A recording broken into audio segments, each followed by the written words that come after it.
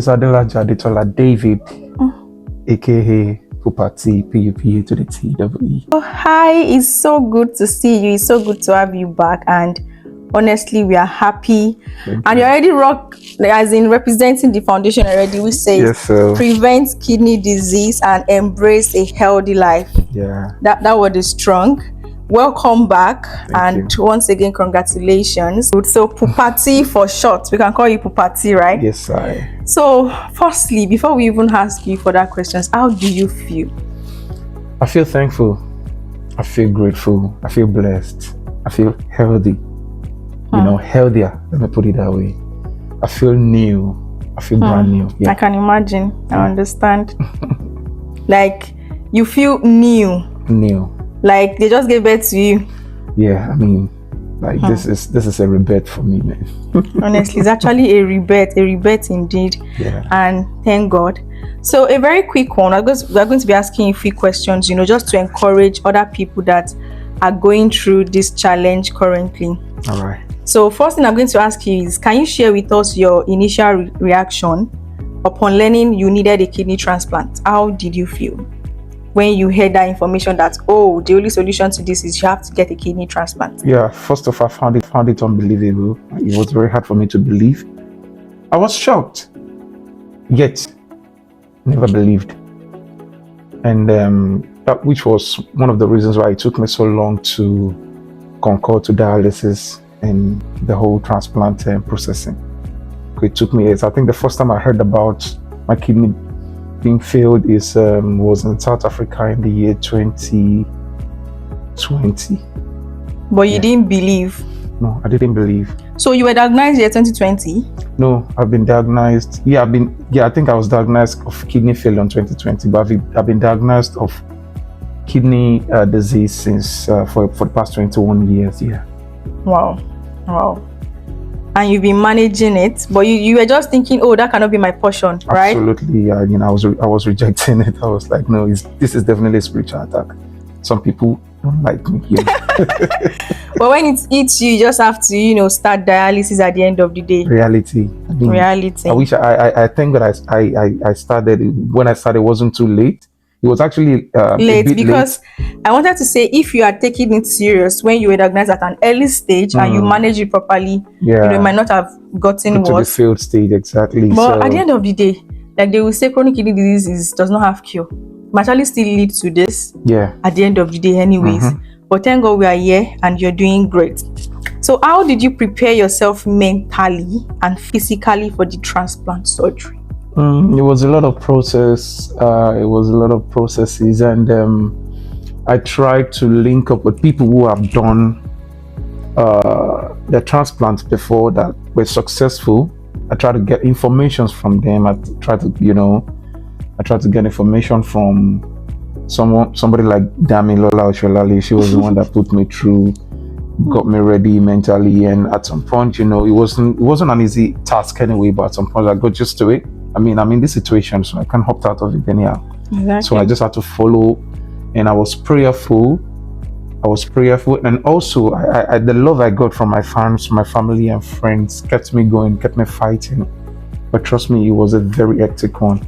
But mentally, he actually, you know, did a lot of negative things to me mentally. I wouldn't lie. He affected me mentally. He affected me. He affected my voice. He affected everything about me. But then we just got to keep going, and we kept going on. And thank God for advices. Thank God for information. You know, information that got me ready before the time, that anticipated me. So it's all those things that helped me out. Yeah. So when you were waiting for transplant during the dialysis period, how was it like? What can you say about your dialysis period? Like in few words, just tell us about it. Dialysis is draining. Mentally draining, emotionally draining, physically draining, spiritually draining. You say spiritually draining. Yeah. Like in all aspects, it is draining. It's draining. Like I said, I lost my vocal cord. You know, I had issues with my vocal cord, and it was dialysis because of dehydration. Yeah. You know, when you dialyze, it takes a lot of water out of you. And before you regain that water, and the thing is, they will tell us we can't drink a lot of water to restore the water that we lost. So it was actually very, very hectic one. Like I said, it was draining. Exactly. It was draining. So, can you, what was your experience like during the transplant surgery? Were there any unexpected moments for you? Or you already prepared, like you know everything back to back? No. As much as I was prepared, there are some things I encountered that I wasn't ready for. Like for instance, this plasmapheresis, I was ready for that. But when it got to the process, to the procedure itself, I had palpitation. This palpitation is actually tougher than the palpitation I used to experience during dialysis. It was different. So much that I was even telling God, see, God, please, just take me. if this thing is just, because it was actually very much. But were you told why you were asked to do plasmapheresis? Yes, they told me, to get rid of some antibodies, because I took blood samples while I was running dialysis, blood donations while I was running dialysis. So this could be this can actually affect the new kidney. Yeah. They can act on the new kidney and stuff. So they have to remove it from my blood system, and that's plasmapheresis. And another thing that I wasn't ready for was the catheter that was, inserted through my neck, my male organ. Oh, okay. I was not ready for that. It was crazy, but yeah, those are the things I wasn't ready for. What was the catheter for? For us to be able to urinate. Okay, like urine catheter. Yeah, urine catheter. So for us to be able to pass out urine without having to go to the toilet. Yeah. To the gents. Because they don't want to stress you. Because they don't want to stress us again. So that was what I wasn't ready for. Okay, so how has your life changed since the transplant? Is there any activity or lifestyle changes you have been able to resume, or you've not been able to resume any? Well, I've been able to resume remotely because I've not been able to go out because I'm on isolation, and the isolation is like 6 months for us to keep ourselves. Is that why you have your nose mask? My nose mask on, exactly, because I can't, coordinate with people yet. So when I have 1 or 2 people around me, we have to be on face mask. So that's actually the limitations. I can't go out. But remotely, I've been trying to work on my vocals. I've been trying to, work on my side skills. You understand? And it's been helping me network the little things I know I can do.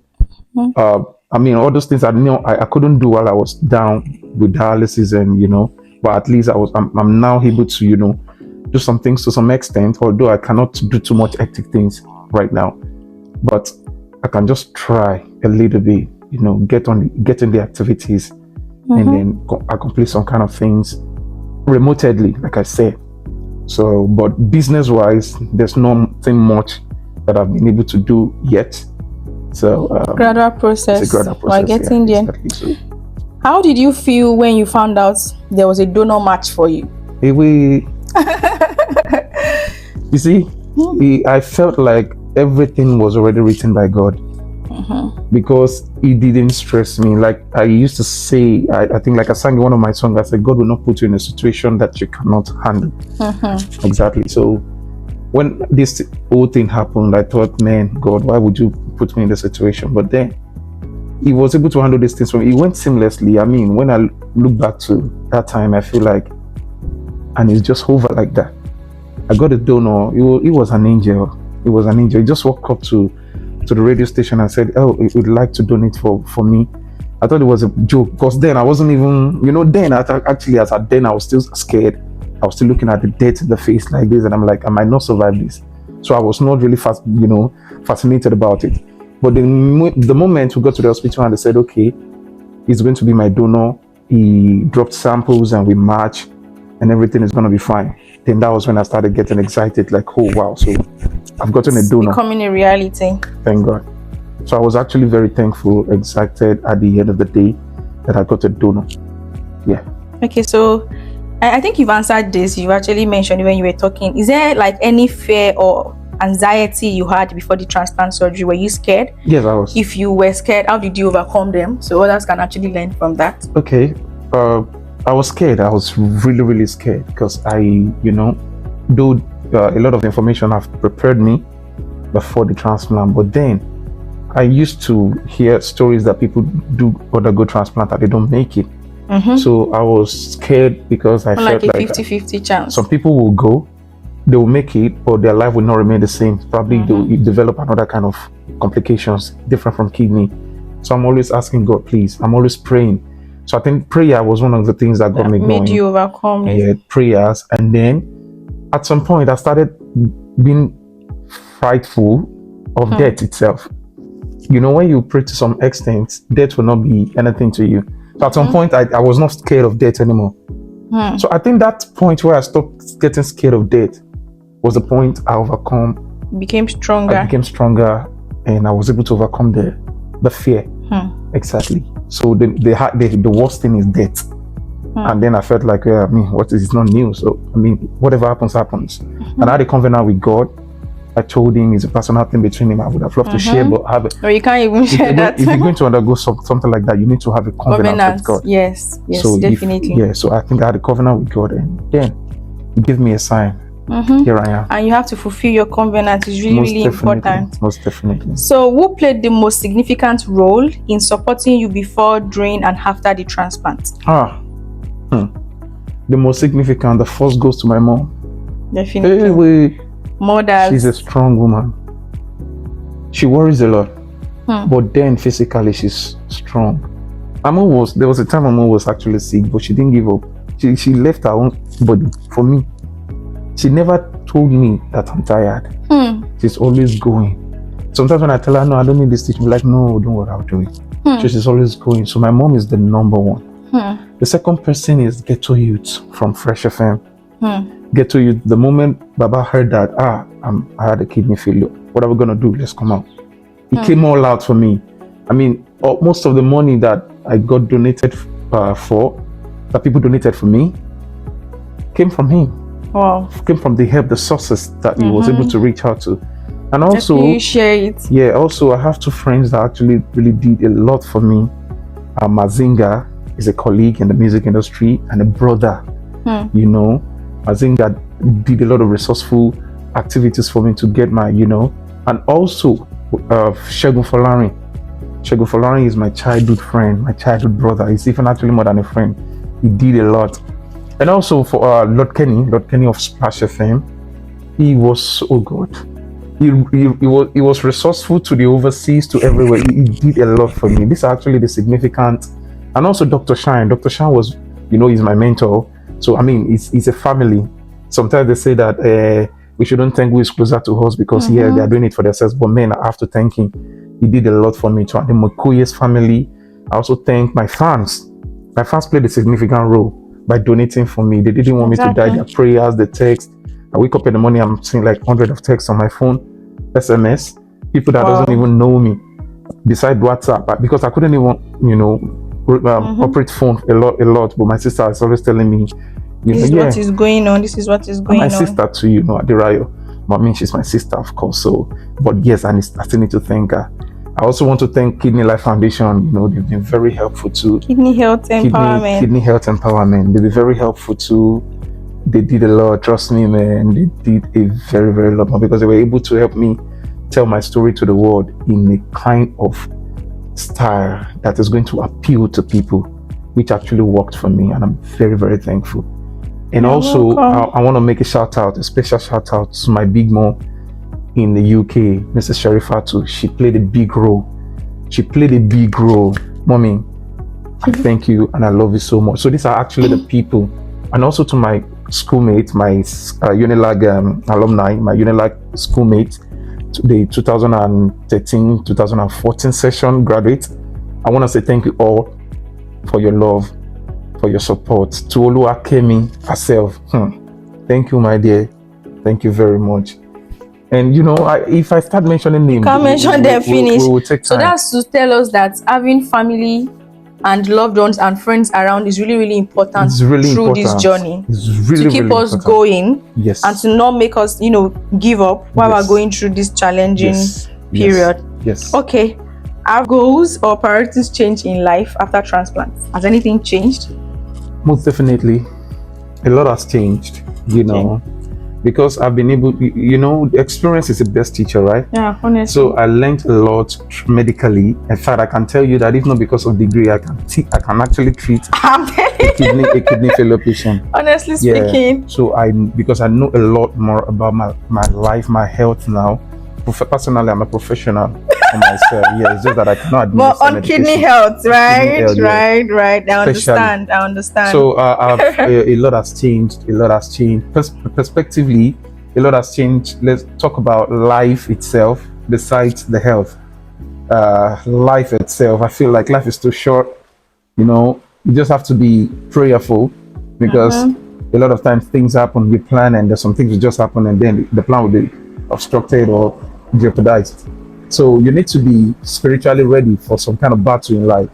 So yeah, I think those are the things that I picked out from this journey so far. Can you describe how you felt when you heard that, oh, your transplant was successful? How did you feel? How was it? Waking up back to life and knowing that, oh, what's up? At first it was unbelievable. Well, let me start from before the transplant. The moment before the transplant. The last thing I saw was my donor smiling at me. And I was smiling back but worried. And I told him I was worried. I was worried when he was smiling, and I was still telling him, don't worry, everything will be fine. So, that was the last thing I heard, and I knocked it off. He told me, he said he saw me knock it off. So then the next thing I knew was I woke up in the ICU. When I woke up, I realized that I was tied and I couldn't move. Many things. Yeah, with so many things, many wires in and out of my body, and I'm like, what's going on? So when I woke up, they woke me up. They said, Mr. Adelaja, oh, you're alive, thank God. And I'm like, are we done? Are they done with the transplant? They said, yes. And it still didn't register to me, and I'm like, okay.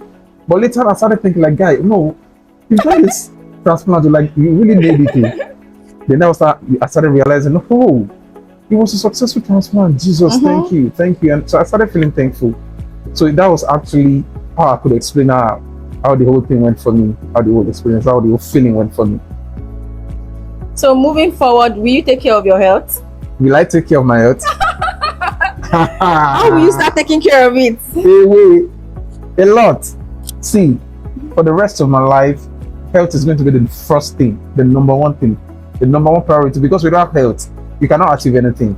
Honestly. When you're down somewhere, you can't do anything. Good health is underrated. What is the point of living in a life of discomfort, in a life of inconveniences? So, if you're hearing me, anywhere you are, just know that health is wealth.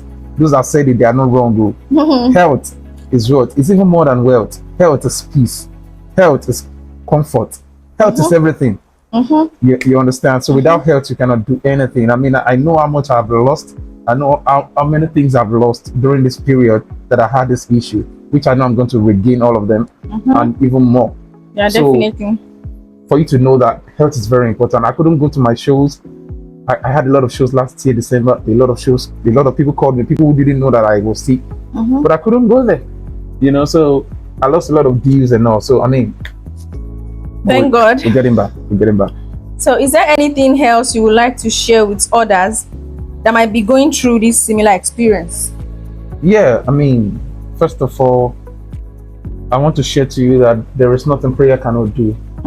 Prayer, trust me, prayer worked for me. It worked for me even when I doubted it. I was praying, but at some point, it's not about faith sometimes. But I think when you pray, the universe will pardon you. The universe will have this kind of mercy on you. God will have mercy on you. Everything is going to work for you when you pray. So I think prayer is actually the first thing I wanted to be very, very fervent about. And also, be obedient to your doctors. See, the truth is, I know a lot of people will come and say, buy these herbs, buy that herbs. But I want to warn you, the moment they tell you at the hospital that your kidney has failed, just forget about herbs. Listen to your doctor. Do whatever they tell you to do. Because I almost lost my life to the hands of herbs. Expensive herbs. Expensive Chinese products. I'm telling you the truth. I'm not spoiling anybody's business, but that's the truth. So listen to your doctors. They are the ones that are going to save you. Make your own personal research. They are the ones. You get me? They are researching with your blood samples, your urine. They are getting to know the chemical entities that are in your body that is causing these issues, so they know how to cure it. So trust me, you want to listen to your doctors. I think those are the two things I would like to say. And yes, post-transplant life is actually expensive, so you should anticipate yourself for that, because like you're gonna be having to buy drugs of worth of like 300 to 400k every month. So you need to be ready for that too. Yeah, I think it's better to let you know now. But it is the best feeling, living healthy, that having the knowledge that you're not going to be dialysis, session anymore. It's just everything. You wake up in the morning, you feel like a man, you feel like a woman, looking handsome and beautiful. You can see you're looking handsome, you're glowing. Yeah, so I was. Glory be to God. Dialysis burnt me out. Honestly. I'm getting back my skin, as you can see. So will you also create awareness on kidney health? Definitely. Will you join us on this journey? I'm already a part of it. As Please. You can see. We can see it already that you're repping. I'm already part of it. And I'm you're repping, and we cannot wait to have you I'm waiting for my isolation period to be over so we can, so that you can come and share your story. My story. Please. I like to use my story. I mean, this is one of the covenants that I had with God. Yeah, I don't give you one of the jokes. This is one of the covenants that I had with God, that I'm going to share your goodness, and not just your goodness, to educate people about kidney life. Not to fall victim. Exactly. So I'm actually part of the movement. I'm glad to be. Thank you so much. Thank you for your time. Yeah, exactly. And thank you for sharing your story with us. Even though we did not even ask you from the beginning, but I just feel like you've always been sharing. You should just, pick some part of it and just share your testimony and share how God is good and kind to you, and He will always remain merciful with you. Amen. So for people that are not, currently going through dialysis or diagnosed or have CKD, what can you tell them? What's the advice for healthy living? I'll tell them to check their kidney function every 3 months at least. If I were you, I'll be checking every month. It's not too expensive, probably 6k to 10k to check your kidney function. And when you check in, watch your lifestyle, watch the kind of food you eat, watch the kind of salt intake you do, check your blood pressure all the time, every time. Trust me. Cholesterol level. Yeah, check your cholesterol level too. Just make sure you do your medical checkup. At least you're not doing that, so you don't have time. Once in 3 months, every one of them. Your blood sample, your RFT, your CBC, just make sure you check everything, so because prevention is better than cure. When you know early, you can actually control it, manage it to the point where you don't have to. It doesn't have to fail. You get me? To the point where it doesn't have to fail, where you don't start looking for donor, you don't start looking for money for dialysis. No. So yeah, I think that should be helpful. Thank you so much once again. You're welcome.